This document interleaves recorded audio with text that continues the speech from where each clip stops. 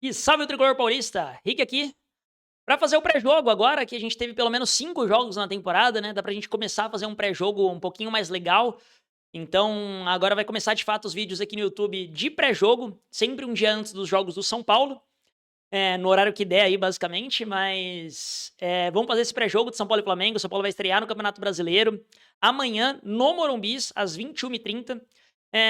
Horário bom porque passa na TV, mas ruim pra quem vai no estádio, né? Porque vai no estádio, esse horário é bem ruim, não promete ter um grande público no jogo de amanhã.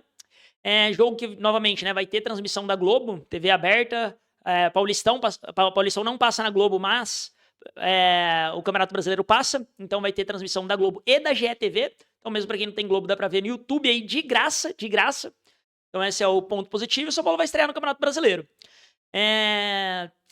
Vamos destrinchar um pouquinho, né, de como é que tá esse histórico São Paulo e Flamengo, porque eu acho que, por mais que o Flamengo esteja talvez numa das melhores fases da história do Flamengo, o São Paulo é sempre uma pedra no sapato ali, não é tão fácil assim pro Flamengo ganhar do São Paulo, não.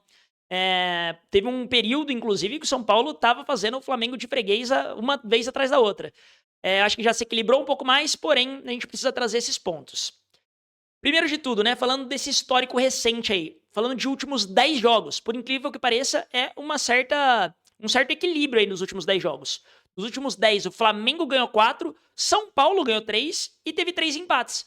Então, bem equilibrado, né, o confronto, Flamengo com uma vitória a mais. Se amanhã, por um grande acaso, São Paulo ganha, São Paulo empata nesses últimos 11 jogos aí, né, e na verdade até ultrapassa, se a gente for pensar, dos últimos 10 jogos.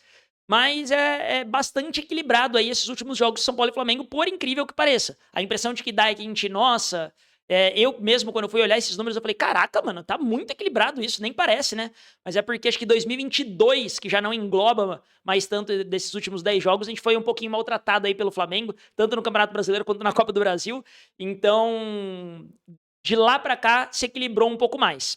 Dos últimos 5 jogos, inclusive, equilíbrio total. 2 vitórias do São Paulo, 2 vitórias pro Flamengo e o último jogo que foi um empate, né? Em 2-2 na Vila Belmiro, naquele jogo cheio de polêmicas, né? Não foi tão dito isso pela imprensa, mas foi bastante cheio de polêmicas. Teve o pênalti no Arrascaeta, que foi um pênalti bem mandrake. O Pablo Maia foi juvenil, mas foi um pênalti bem mandrake. Teve um pênalti não dado em cima do Sabino, que pra mim foi bem claro. Então, enfim, São Paulo acabou empatando no jogo que a gente poderia ter ganhado, né? No fim das contas, aquele jogo, São Paulo falou, tem que entregar porque pro Palmeiras não ser campeão e blá, blá. No fim das contas, não foi relevante, né, pro Palmeiras ou Flamengo ser campeão esse jogo. Foi um 2-2 e foi bem relevante pro São Paulo, naquela época, ainda sonhar com Libertadores, né? Então, amanhã o jogo é no Morumbi e isso também é um fator. Porque o São Paulo, a última vez que o Flamengo ganhou do São Paulo no Morumbi foi justamente em 2022. No Morumbi, o Flamengo tá com dificuldade para ganhar do São Paulo. Foi lá em 2022, naquele jogo de ida da Copa do Brasil, que o São Paulo toma um 3-1 do Flamengo. No jogo de ida e no jogo de volta, acho que acaba perdendo de 1-0, se eu não me engano.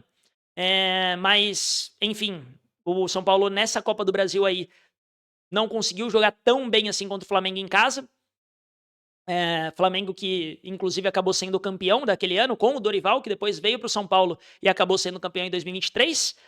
Mas, enfim, a última derrota já vai fazer aí, vai estar se encaminhando para o 4º ano, né? Faz 3 anos oficialmente, 3 anos e alguma coisinha, e vai se encaminhando para o 4º ano. Então, fato é, o São Paulo tá bem no Morumbi. Sempre que enfrenta o Flamengo no Morumbi, o São Paulo cria dificuldades. Só que tem um ponto que dessas 3 últimas vitórias aí do São Paulo, desses últimos 10 jogos, que o São Paulo teve 3 vitórias contra o Flamengo, todas as vitórias do São Paulo foi por 1-0. As 3 vitórias foi por 1-0. Enquanto o Flamengo acabou fazendo mais gols. Então é um ponto pra gente se preocupar, porque se o São Paulo levar gol, não vem ganhando do Flamengo em todas as últimas vezes que a gente levou gol. E o São Paulo, já adiantando, já dando spoiler, né? Esse ano, nos 5 primeiros jogos, a gente levou 10 gols. Patética tá nossa defesa, precisa consertar. Claro que tem uma concentração de gols aí no jogo contra o Palmeiras, no jogo contra a Portuguesa e no jogo contra o Mirassol, que ambos a gente levou 3 gols em cada um dos jogos. Mas a gente não pode ficar levando 3 gols e o Flamengo é uma baita equipe, né? Então, falando de histórico de confronto, por incrível que pareça, o São Paulo não tá tão mal nos últimos 10 jogos contra o Flamengo. Acho que poucas equipes devem ter um histórico melhor do que o Flamengo nesses últimos 10 jogos.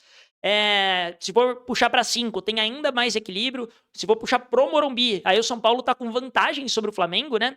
Então eu acho que é um jogo se for para pensar em histórico, que o São Paulo tá bem. O histórico do São Paulo é favorável até contra o Flamengo. Pensando que o Flamengo, novamente, né, vai brigar com certeza por título brasileiro mais uma vez, enquanto que o São Paulo, na declaração do próprio Crespo, falou que o intuito do São Paulo é chegar em 45 pontos. Acho que tem muitos torcedores que concordam com isso, enquanto que o Rafinha falou que o intuito do São Paulo nunca vai ser brigar por 45 pontos, que o intuito do São Paulo vai ser sempre brigar na parte de cima da tabela. E eu concordo com ambos os pontos, tá? Concordo com ambos os pontos, por incrível que pareça. Acho que o primeiro objetivo do São Paulo tem que ser completar os 45 pontos. Completa os 45 pontos o quanto antes. Completou com os 45 pontos em 20 rodadas, pô, aí vamos tentar brigar por título. Completou 45 pontos em 30 rodadas, pô, vamos brigar por G6. Completou 45 pontos em 33 rodadas, pô, aí já vamos pensar num G8, entendeu? Então, pra mim, o primeiro objetivo tem que ser completar os 45 pontos. A gente tem que ir jogo a jogo no Campeonato Brasileiro, não pode ficar se dando ao luxo de poupar no Campeonato Brasileiro esse ano e perder e tentar pensar, mas o Paulista a gente tá quase eliminado. É melhor ser eliminado do Paulista do que a gente não somar pontos no Brasileiro. Porque o Brasileiro, por mais que tenha muitas equipes aí de ruins pra pior do que ruins, né? Pô, a gente tem Vitória, a gente tem Remo, a gente tem Chapecoense, a gente tem Curitiba. Eu não acho que o São Paulo vai ficar atrás desses times, tá? Eu acho que o Mirassol, inclusive, vai cair de desempenho e vai brigar na parte de baixo da tabela. Acho que outros candidatos... Tem sempre alguns outros candidatos aí que sempre brigam ali na parte de baixo da tabela, como o próprio Vasco. Enfim, eu acho que o São Paulo consegue ficar na parte central da tabela ali, até um pouco pra cima. Mas o primeiro objetivo do São Paulo tem que ser realmente conquistar esses 45 pontos o quanto antes. Que isso fique claro, o quanto antes. E pode começar amanhã já contra o Flamengo, né? Falando do Flamengo em si, o Flamengo deve vir com um time misto, tá? Não vem com um time titular, pelo menos o time que encerrou a temporada no ano passado. O Flamengo, pra quem não sabe, ele começou a temporada jogando com o Sub-20, até porque o Flamengo tinha jogado, né? Jogou o Mundial de Clubes, então os caras quase não iam ter férias se já fosse pra jogar o Campeonato Carioca. O Flamengo meio que cagou pro Campeonato Carioca. E agora, por conta dos péssimos desempenhos no Campeonato Carioca, teve que até antecipar. A previsão era para os titulares estrearem contra o São Paulo agora no Campeonato Brasileiro, mas eles acabaram estreando já 2 rodadas atrás no Campeonato Carioca, porque o time Sub-20 tinha conquistado apenas 1 ponto em 3 jogos, então estava preocupando, porque o Flamengo ia acabar brigando no quadrangular ali do rebaixamento. Pra quem não sabe, o Campeonato Carioca, inclusive FPF, aprendam. Eu acho que é um bom caminho a ser seguido. Eu já critiquei muito o Campeonato Carioca, que era uma bagunça, né? Era Taça Rio, Taça Guanabara, aí o campeão de não sei o que enfrenta de não sei o que, mas se você for vice-campeão dos dois, você pode ser campeão carioca. Enfim, era uma bagunça completa. Mas eles consertaram, tá? Agora é basicamente 2 grupos de 6, um grupo enfrenta o outro, os 4 primeiros de cada grupo passam e fazem quarta semifinal, e os 4 últimos, né? Que no caso são os 2 últimos de cada grupo, eles se enfrentam num quadrangular onde o pior rebaixa pra Série B. Então o Flamengo rebaixar pra Série B não existe, tá? Mesmo que ele jogue esse quadrangular, que é uma vergonha, né? Você tem que jogar esse quadrangular, assim como, por exemplo, o São Paulo ficar de fora das quartas do Paulista é uma vergonha, ainda assim, né? O Flamengo não vai cair, não tem a menor chance de disputar a Série B do Campeonato Carioca. Por conta desse quadrangular. Mas eu acho um esquema interessante, até para o próprio Campeonato Paulista, por exemplo, do ano que vem. Esse formato do Campeonato Paulista eu achei ridículo, patético, horroroso. Ele prejudica muito os times grandes e isso vai prejudicar em audiência lá na frente, a FPF vai se arrepender disso. Mas o Campeonato Paulista em si, eu gosto. Se pega ali, hoje a gente tem 16 times, coloca 8 times em cada um dos grupos e coloca ou grupo para se enfrentar entre si, ou um grupo para enfrentar o outro, tanto faz. Se coloca o grupo para se enfrentar entre si, são 7 jogos só. Você já tira um dessa fase de grupos. Se colocar um para enfrentar o outro, mantém esses 8 jogos, que já iam ter esses 8 jogos. Feito isso, você joga ali quarta, semifinal e o último de cada grupo é rebaixado. Você não reduz tanto o número de clássicos, todo time vai jogar 2 clássicos, você consegue equilibrar os times da Série A e da Série B nos 2 grupos. Enfim, acho que é muito melhor fechar 2 grupos grandes e ou um enfrenta o outro. Ou se quiser reduzir ainda um jogo a mais do Campeonato Paulista, coloca para os grupos se enfrentarem, que aí você reduz para 7 jogos só de fase de grupos, rapidinho, tiro curto, você aumenta a chance de todos os grandes estarem na fase de grupos, que é chamativo para o campeonato. Não adianta. Os grandes estarem na fase final do campeonato é chamativo. E o formato atual da FPF faz com que corra risco dos grandes ficarem de fora. O São Paulo nesse momento tá de fora, o Santos tá de fora e a próxima rodada é São Paulo e Santos. Quem perder tá lascado. Ainda bem que é no Morumbi e o São Paulo tem que ganhar esse jogo, né? Aliás, já adiantando, vou estar lá no Morumbi e vou trazer toda a cobertura de lá do Morumbi. Inclusive, consegui resgatar o Camarote dos Ídolos. Então, vou estar no Camarote dos Ídolos, filmando lá como é que tá. Vou abrir live de lá do Camarote dos Ídolos para trazer todo o conteúdo. Essa live vai ser lá no TikTok. Demorou? Mas vai ter São Paulo e Santos aí. Então, só voltando do Flamengo, sobre o Campeonato Carioca, o Flamengo, os 2 jogos que jogou com o time titular, acabou ganhando o jogo do Vasco de 1-0 e perdendo pro Fluminense de 2-1, tinha saído perdendo de 2-0 e achou um golzinho depois. Mas o Flamengo, então, ainda não tá 100%, ainda não tá com um time engatado de fato, não é aquele Flamengo que finalizou a temporada de 2025, até porque eles estão com 3 desfalques, Danilo, Ayrton Lucas e Saul, já é certeza que eles não jogam na estreia do Brasileiro, então são 3 jogadores que, se não são titulares, são quase titulares do Flamengo, Danilo com certeza é titular. Arrascaeta e Jorginho estão voltando agora, provavelmente vão ser relacionados, mas ainda vão para o banco. Eles ainda não jogaram nenhum jogo, então provavelmente eles vão começar no banco contra o São Paulo. Então vem um time levemente mais desfalcado. E o Flamengo tá pensando também no domingo, né? Domingo eles enfrentam o Corinthians na final, né? No jogo da Supercopa do Brasil. Então, é um jogo atrativo, é um título e o Flamengo com certeza vai pensar mais nesse jogo do que no jogo da estreia do Brasileirão. O Flamengo tem time para recuperar depois. Então, deve vir de time misto, deve vir sem aí 4, 5 titulares, mas ainda assim é uma equipe forte. São Paulo precisa jogar bola contra o Flamengo, precisa principalmente melhorar essa defesa que tá uma porcaria, uma verdadeira de uma porcaria. Então, falando do São Paulo agora, dessa defesa que tá uma porcaria. Como eu já adiantei aqui, o São Paulo teve, então, 10 gols levados nos 5 jogos do Campeonato Paulista, o que é patético, é ridículo. Claro, a gente precisa lembrar que dos 5 jogos que a gente jogou no Campeonato Paulista, 3 foram contra times de Série A. Então, assim, ok, mas ainda assim não é pra ficar tomando 10 gols, né? Não faz sentido. De qualquer forma, nesse processo aí, o São Paulo vem de 2 derrotas e vem de 3 jogos sem ganhar. As 2 últimas derrotas aí para Palmeiras e para Portuguesa, onde a defesa não fez bons jogos, a defesa falhou muito e não pode falhar. Novamente, eu acho que o primeiro tempo contra o Palmeiras foi o melhor primeiro tempo da temporada, mas a defesa falhou muito, o ataque perdeu muito gol, principalmente o Tapia, e isso fez com que a gente não tivesse, entre aspas, sorte melhor, né? E perdemos para Portuguesa, empatamos contra o Corinthians num empate que também teve gols de derrota, então o São Paulo vem aí de 3 jogos sem ganhar. E precisa responder, cara. São Paulo não tem chance, na minha concepção. Eu tô vendo algumas páginas, né, colocar que o São Paulo vai com time misto, vai com Tolói e Sabino na zaga. A própria Globo tá colocando que o São Paulo pode ir com um time misto para focar no jogo contra o Santos. Eu acho isso uma grandíssima besteira se o São Paulo fizer.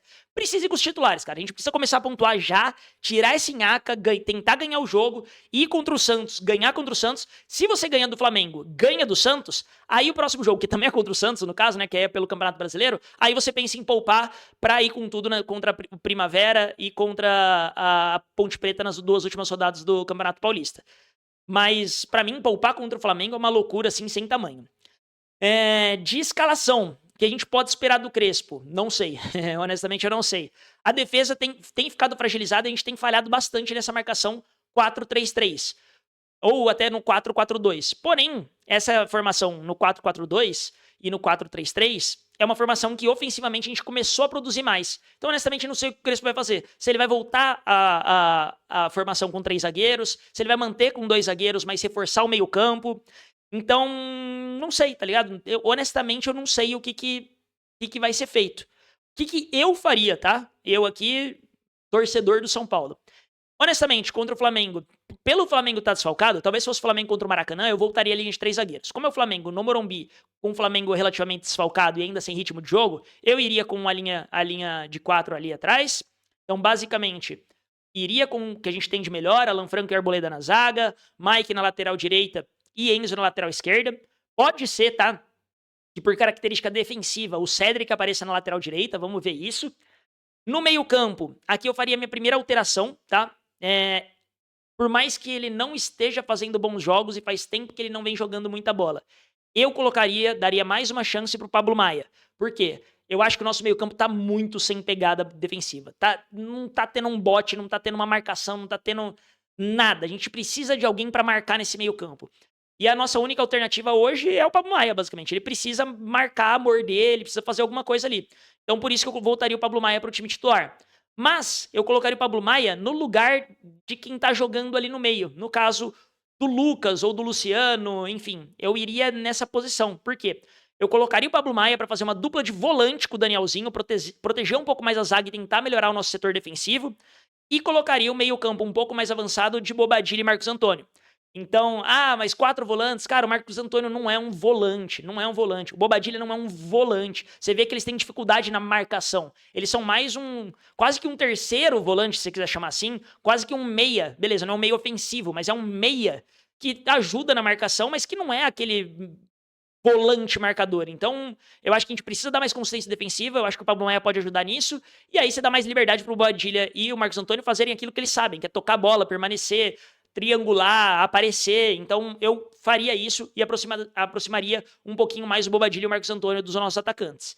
E no ataque, eu já falei aqui 1000 vezes, o Lucas precisa ter ritmo de jogo e precisa ganhar confiança. Para isso, ele precisa jogar. Eu iria de Lucas e Caleri no ataque, bancaria o Luciano, por mais que o Luciano seja muito importante, bancaria o Luciano.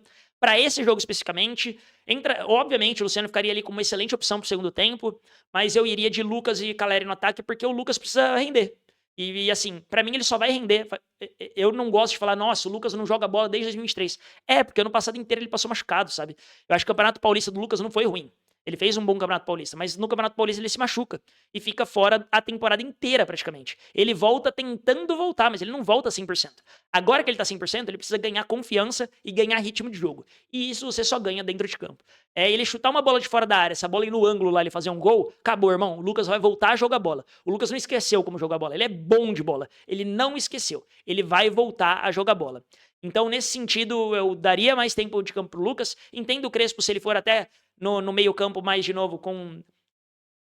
Isso pode aparecer também, tá? Danielzinho, Pablo Maia e Marcos Antônio. E aí o Lucas um pouco mais na frente com o Luciano e Caleri no ataque. Então isso pode aparecer também, o Bobadilla ir pro banco, porque o Bobadilla não vem fazendo excelentes partidas, apesar do gol dele. Então pode ser que dessa forma ele tente proteger. Dê uma leve adiantada no Danielzinho, pro Danielzinho jogar mais ao lado do Marcos Antônio. Pode ser que isso apareça também, tá? E o Lucas faça esse meia mais ofensivo. Vamos ver o que aparece. Eu iria com o meio-campo bem reforçado, porque eu acho que a gente precisa ganhar esse meio-campo para ter chance de ganhar contra o Flamengo e aí buscar contra-ataque e jogar com inteligência no ataque. E aí, para isso, o Lucas pode ser essencial, Caleri pode segurar a bola na frente, cara que já fez gols contra o Flamengo e pode ser muito importante. Então, por mais que seja um jogo contra o Flamengo, um dos candidatos, talvez o favorito ao título do Campeonato Brasileiro, mais uma vez, eu acho que a gente tem uma boa janela de oportunidade para ganhar desse Flamengo aí e tomar 3 pontos, roubar 3 pontos aqui, porque, de novo, o Flamengo vai estar desfalcado, vai estar sem boa parte dos titulares e vai estar com interesse ainda reduzido. O Flamengo tá de olho nessa Supercopa do Brasil, é mais um título importante, tem uma boa premiação, provavelmente tem bicho para ser campeão, enquanto o jogo de São Paulo é mais um jogo de Campeonato Brasileiro, se eles perderem, eles têm mais 37 rodadas para ir pela frente.